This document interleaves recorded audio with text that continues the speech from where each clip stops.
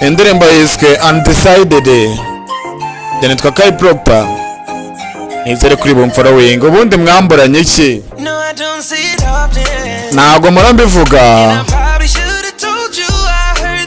ntago basi mba narakubwiye ukuntu bimbabaza, ndikumva ibi mbikeneye cyane, birandemereye, ndikumva ntakanguka mu gitondo kandi ndikumva ntasubiza inyuma,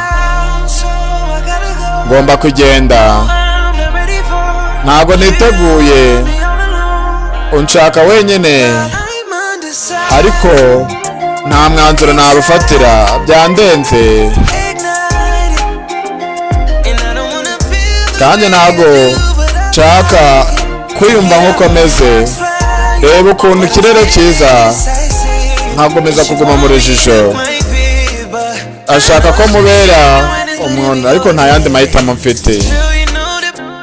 Ukobwa urabizi, gusi yawe ni intege nke zanjye, waragiye urantwara wagira ngo mba numva naceceka ariko ndabyanga, ntabuze amahitamo banijijisha.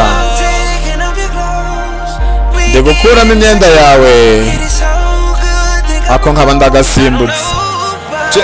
Kai Proctor nananiwe gufata umwanzuro. Undecided warantwaye, biranshimisha bikandenga ariko ntago nshaka kumva meze nk'uko nkomeza kumva meze.